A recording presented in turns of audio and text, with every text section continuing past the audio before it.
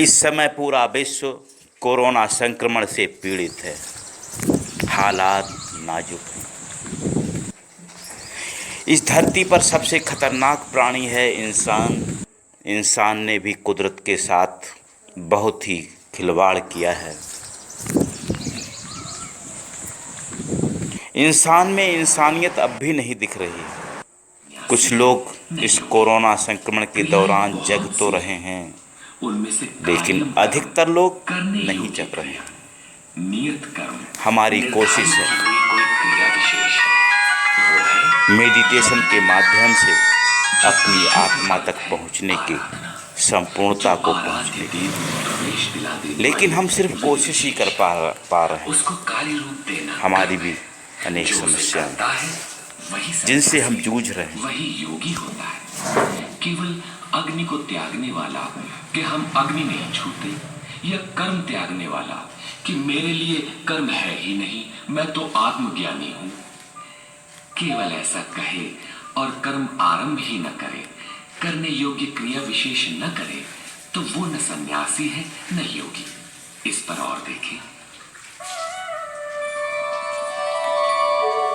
यं सन्न्यासमिति प्राहुः योगं तं विद्धि पाण्डव, नैह सन्न्यस्त संकल्पो योगी भवति कश्चन। अर्जुन, जिसे सन्यास ऐसा कहते हैं, उसी को तू योग जान, क्योंकि संकल्पों का त्याग किए बिना कोई भी पुरुष योगी नहीं होता। अर्थात कामनाओं का त्याग दोनों ही मार्गों के लिए आवश्यक है। तब तो सरल है कि कह दे कि हम संकल्प नहीं करते और हो गए योगी सन्यासी। श्री कृष्ण कहते हैं ऐसा कदापि नहीं है। आरुरुक्षोर्मुनेर्योगं कर्म मुच्यते, योगारूढस्य तस्यैव शमः कारणमुच्यते। योग पर आरूढ़ होने की इच्छा वाले मननशील पुरुष के लिए योग की प्राप्ति में कर्म करना ही कारण है, और योग का अनुष्ठान करते करते जब वो परिणाम देने की अवस्था में आ जाए, उस योगारूढ़ता में शमः कारणम उच्यते, संपूर्ण संकल्पों का अभाव कारण है। इससे पहले संकल्प पिंड नहीं छोड़ते। और यदा हिनेन्द्रियार्थेषु न कर्मस्वनुषज्यते, सर्वसंकल्प सन्न्यासी योगारूढ़स्तदोच्यते। जिस काल में पुरुष न तो इंद्रियों के भोगों में आसक्त होता है और न कर्मों में ही आसक्त है, योग की परिपक्वावस्था में पहुंच जाने पर आगे कर्म करके ढूंढने किसे। अतः नियत कर्म आराधना की आवश्यकता नहीं रह जाती, इसलिए वो कर्मों में भी आसक्त नहीं है। उस काल में सर्व संकल्प सन्यासी, सर्व संकल्पों का अभाव है, वही सन्यास है, वही योगारूढ़ता है। रास्ते में सन्यास नाम की कोई वस्तु नहीं है। इस योगारूढ़ता से लाभ क्या है? उद्धरेदात्मनात्मानं नात्मानमवसादयेत्,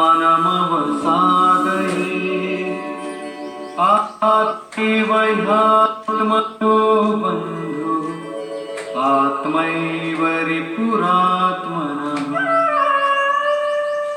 अर्जुन, मनुष्य को चाहिए कि अपने द्वारा अपना उद्धार करे, अपने आत्मा को अधोगति में न पहुंचावे, क्योंकि वो जीवात्मा स्वयं ही अपना मित्र है और यही अपना शत्रु भी है। कब ये शत्रु होता है और कब मित्र, इस पर कहते हैं बन्धुरात्मात्मनस्तस्य येनात्मैवात्मना जितः, अनात्मनस्तु शत्रुत्वे वर्तेतात्मैव शत्रुवत्। जिस जीवात्मा द्वारा मन और इंद्रियों सहित शरीर जीता हुआ है, उसके लिए उसी का जीवात्मा मित्र है, और जिसके द्वारा मन और इंद्रियां सहित शरीर नहीं जीता गया है, उसके लिए वो स्वयं शत्रुता में बरतता है। इन 2 श्लोकों में श्री कृष्ण एक ही बात कहते हैं कि अपने द्वारा अपने आत्मा का उद्धार करें, उसे अधोगति में न पहुंचाए, क्योंकि आत्मा ही मित्र है। सृष्टि में न दूसरा कोई शत्रु है न मित्र। किस प्रकार? जिसके द्वारा मन सहित इंद्रियां जीती हुई हैं, उसके लिए उसी का आत्मा मित्र बनकर मित्रता में बरतता है, परम कल्याण करने वाला होता है। और जिसके द्वारा मन सहित इंद्रियां नहीं जीती गई हैं, उसके लिए उसी का आत्मा शत्रु बनकर शत्रु में बरतता है, नीच योनियों और यातनाओं की ओर ले जाता है। प्रायः लोग कहते हैं, मैं तो आत्मा हूं।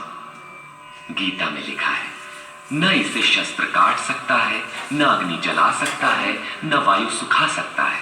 ये नित्य है, अमृत स्वरूप है, न बदलने वाला है, शाश्वत है, और वो आत्मा मुझ में है ही।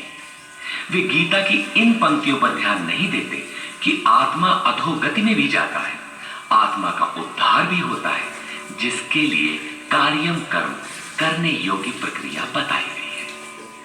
अब अनुकूल आत्मा के लक्षण देखें।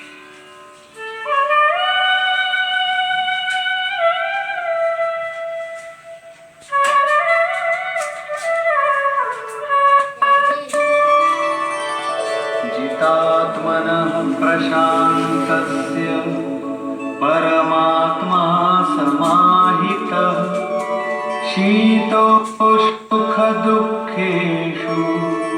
तथा मानापमानयोः। सर्दी गर्मी, सुख दुख और मान अपमान में जिसके अंतःकरण की वृत्तियां भली प्रकार शांत है, ऐसे स्वाधीन आत्मा वाले पुरुष में परमात्मा सदैव स्थित है, कभी विलग नहीं होता। जितात्मा अर्थात जिसने मन सहित इंद्रियों को जीत लिया है, वृत्ति परम शांति में प्रवाहित हो गई है, यही आत्मा के उद्धार की अवस्था है। आगे कहते हैं,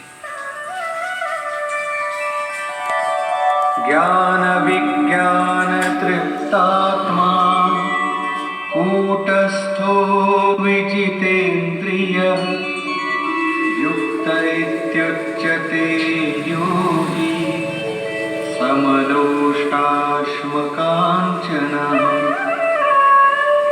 जिसका अंतःकरण ज्ञान विज्ञान से तृप्त है, जिसकी स्थिति अचल स्थिर और विकार रहित है, जिसने इंद्रियों को विशेष रूप से जीत लिया है, जिसकी दृष्टि में मिट्टी, पत्थर और सुवर्ण एक समान है, ऐसा योगी युक्त कहा जाता है। युक्त का अर्थ है योग से संयुक्त। ये योग की पराकाष्ठा है, जिसे योगेश्वर 5वें अध्याय में श्लोक 7 से 12 तक अभिचित्रित कर रहे हैं। परम तत्व परमात्मा का साक्षात्कार और उसके साथ होने वाली जानकारी ज्ञान है। 1 इंच भी इष्ट से दूरी है, जानने की इच्छा बनी है, तब तक वो अज्ञान है। कैसे प्रेरणा देता है, कैसे अनेक आत्माओं का एक साथ पथ प्रदर्शन करता है, कैसे वो भूत भविष्य और वर्तमान का ज्ञाता है। उस प्रेरक इष्ट की कार्य प्रणाली का ज्ञान ही विज्ञान है। जब से हृदय में इष्ट का आविर्भाव होता है, उसी दिन से वो निर्देश देने लगता है।